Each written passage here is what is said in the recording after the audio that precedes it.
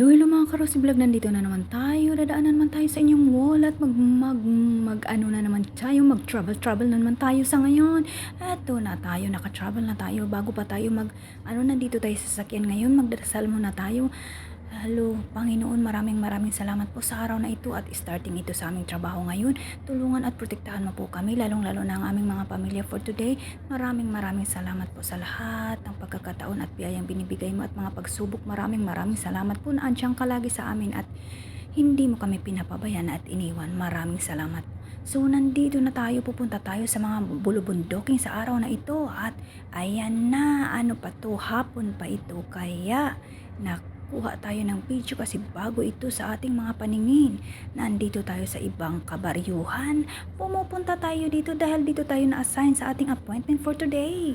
Kaya ngayon ay kumukuha ako ng video dahil nasa marami tayong mga bundok ang makikita ngayon. Ayan na yung mga area na may mga bulubundukin sa oras na ito at nakikita natin lahat ang mga bundok na nasa gilid-gilid. Ayan, so nandito na tayo, nakapasok na tayo sa baryo ngayon.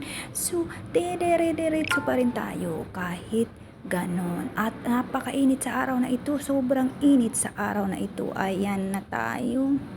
Medyo may medyo may kabagalan ang oras na ito kasi medyo matraffic na to yung mga 2 PM na ito.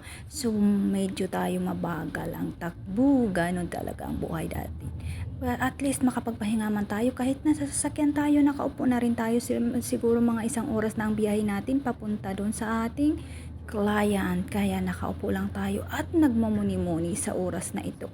Ayan na po, ayan. Marami tayong madadaanan. Tingnan nyo ang daan, medyo wala pang taong makikita kasi medyo hapon pa ang gising ng mga tao dito. Medyo gabi na.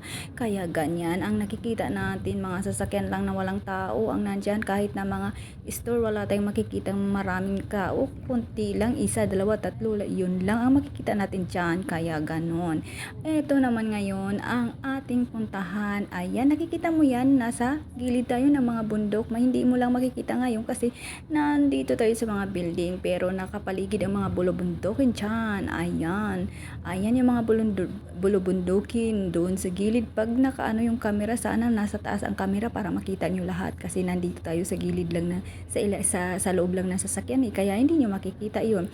Pero pag nasa itaas tayo, makikita nyo yung mga bulubundukin na nakapaligid dito sa baryo na ito. Hindi ko alam kung anong pangalan ng baryo na ito baryo, sitio, ganun, basta ganun. Ayun na tayo, ayan, makikita natin dito, naku po, may madadaanan tayo ng mga empty na building kasi medyo may kalayuan na talaga siya, hindi na siya katulad ng nasa Jeddah tayo na na marami tayong makikita. At nandito na tayo, maraming salamat mga Karosi Vlog.